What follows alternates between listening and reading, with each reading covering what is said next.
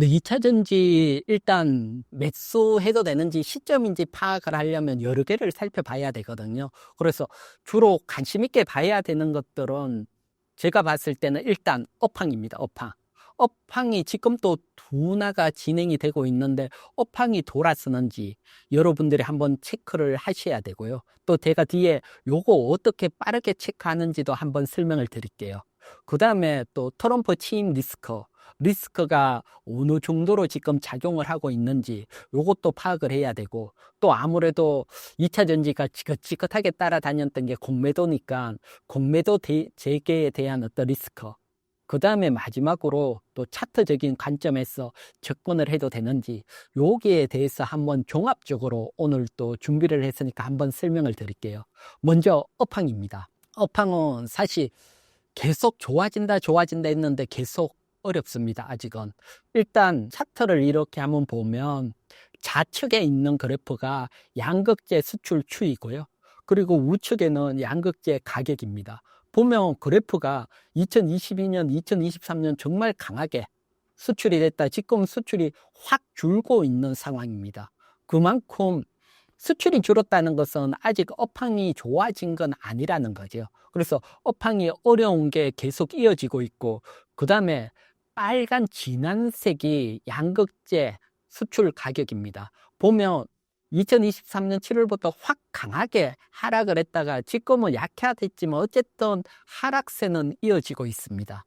이 얘기는 뭐 계속해서 업황이 어렵다. 그래서 사실은 이런 업황이 빨리 변화가 나와야지, 돌아서야지 기업들이 실적이 좋아지고 또 거기에 맞춰서 뭐 주가도 움직일 거죠. 물론 주가라는 게 업황이 좋아지는 것보다는 좀 빨리 움직이는 측면이 있습니다. 하지만 이런 업황을 조금이라도 빨리 좋아졌다 나빠졌다 우리가 체크를 해야 되죠.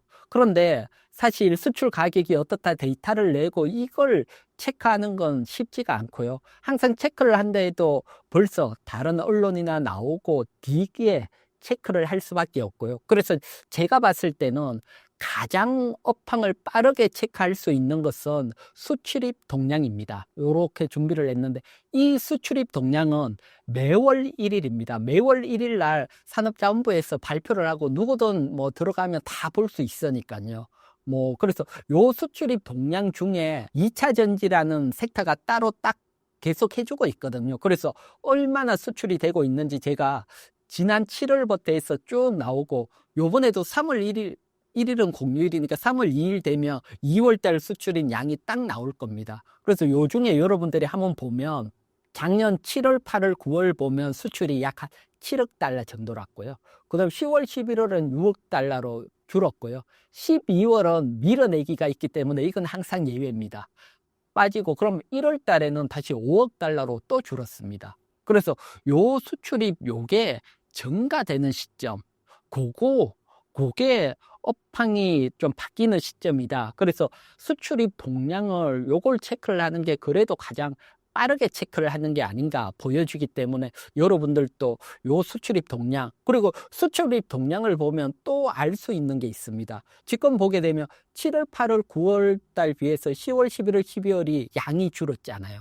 그리고 전년도보다 감소했다고 딱 표시가 돼 있잖아요. 이 얘기는 4분기 실적이 안 좋다는 얘기입니다. 전년도에 비해서도 안 좋고 직전 분기에 비해서도 안 좋다. 이것도 우리가 실적 발표 나기 전에 미리 예상을 할 수 있거든요. 그러면 실적 발표를 좀 피해야 되니까요. 그래서 수출입 동향을 체크를 해보면 뭐 실적뿐만 아니고 또 우리가 뭐 업황까지 예상할 수 있으니까 항상 매달 1일 날 한번 체크를 해보시고, 저도 뭐 계속 여러분들에게 설명을 드리고 있고요. 그래서 이렇게 보면 일단 업황 둔화는 이어지고 있고, 여기에 따라 4분기 실적이 안 좋다. 또 4분기 실적이 안 좋은 게 수출입 동향 말고도 여러분 지금 보여드리는 게 LG 에너지 솔루션 4분기 실적입니다. 4분기 실적 보면 2255억 적자 전환이 됐고요. 그 다음에 4분기 전체 매출이 작년에 비해서 약 20% 가까이 감소를 했거든요. 왜 요걸 여러분들에게 설명을 드리느냐 보면, 여러분 우리나라는 대기업, 소위 말해서 전방 산업들이죠. 뭐 반도체는 삼성전자가 있고 철강은 포스코가 있고 조선이 있고 그래서 이 전방 산업들은 실적을 먼저 발표를 해요. 앞에서 발표를 해요. 그런데 얘네들이 실적이 안 좋다. 그러면 LG에너지솔루션이 미리 이렇게 안 좋게 발표했으면 이제부터 소재들, 2차 전지 뭐 소재들 실적 발표가 이어질 건데 걔네들도 안 좋을 확률이 높잖아요. 그래서 나는 뭐 중소형주 들고 있는데 대형주 실적이 뭐 중요하냐? 그게 아니고 대형주 실적을 보고 미리 우리가 예상을 할 수 있기 때문에 보유하고 있는 섹터, 거기에 대표하는 대형주 실적은 항상 체크를 하는 게 전반적인 시장을 볼 때는 유리하니까요. 그래서 LG에너지솔루션이 안 좋았다, 수출이 약했다. 그러면 아무래도 양극재, 음극재든 소재도 실적이 안 좋을 수 있다. 그래서 지금부터 실적 시즌에서는 뭐 아무래도 주가 부담감이 조금 있을 수밖에 없다. 그래서 실적이나 업황 측면에서는 아직은 좀 부담이 간다. 이렇게 설명을 드릴게요. 2차 전지 트럼프 영향은 어떻게 보시나요? 그래서 트럼프 영향은 큰 폭풍우는 한번 지나갔다. 이렇게 보고 있습니다. 그래서 일단 뭐 트럼프가 행정명령 했는 거 한번 보게 되면 뭐 여러분들이 지난달 많이 보셨겠지만 일단 전기차 의무화 정책 폐지를 하고 또 뭐 주별로 배기가스 규제 종료를 해버리고 이건 내연기관 제어를 하던 게 풀어졌다는 거죠. 그래서 전기차를 뭐 다른 기술 우대해서 보조금이라든가 정부 시장 개입을 제거한다. 즉 그동안 뭐 바이든 정부 때 사실 역점적으로 했다는 게 좀 뭐랄까 전 정부 지우기에 가까운 거죠. 그래서 어쨌든 좋은 건 아니고 그다음에 이제 IRA 법안 기반으로 뭐 자금 지급도 중단한다.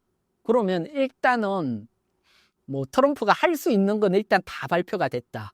그래서 제가 폭풍우는 지나갔다는 얘기가 여기서 더 이상 뭐 트럼프가 더 옥죄일 수 있는 건 없어 보입니다. 그래서 이렇게 나왔기 때문에 주가는 여기에 대한 반영이 끝났다고 보여지거든요. 그래서 여기에 대한 것들 1차적으로 뭐 IRA 관련해서는 끝났고 여기에 따라서 우리가 크게 뭐 올해 성장을 기대했지만 성장 폭은 좀 둔화될 수 있다. 물론 뭐 성장은 계속 이어지지만 성장 폭은 둔화될 수 있다. 요렇게 설명을 드리고요. 그 다음 조금 다른 측면 어떻게 보면 조금 작은 측면에서도 살짝 조심을 해야 되는 것들 그것도 제가 준비를 했는데 한번 보도록 할게요. 보게 되면 지금 2월 3일 날 여러분들이 기억나시겠지요? 뭐 캐나다하고 멕시코에 트럼프가 관세 부과한다. 그랬다가 1개월 유예를 했거든요. 1개월 유예를 하면 이게 3월 3일이죠. 2월 3일이니까 3월 3일 날 또 결정이 나오겠죠. 그런데 캐나다나 멕시코에 가장 많이 진출했는 게 제가 옆에 보면 진출했는 기업 표시가 되고 있고 캐나다 동그라미는 캐나다에 공장이 있고 멕시코 동그라미는 멕시코에 공장이 있는 기업들 뭐 요것도 뭐 리포트 증권사 리포트 보고 따로 여러분들에게 정리를 해서 가져왔는데 보면 자동차 영향이 가장 크고 그 다음 2차 전지입니다. 2차 전지 LG에너지솔루션이나 SK온, 포스코 퓨처엠, 엔캠 이런 애들이 캐나다에 공장이 있거든요.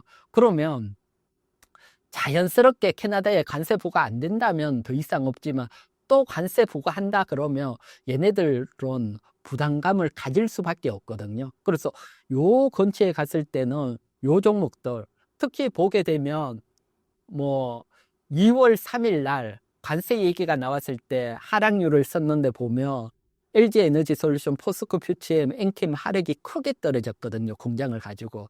그러기 때문에 요 관세 정책 때도 아무래도 한 달 뒤에 트럼프가 워낙 뭐 뭔 얘기가 나올지 모르니까 요런 것들은 약간 피해 가는 게 좋지 않을까.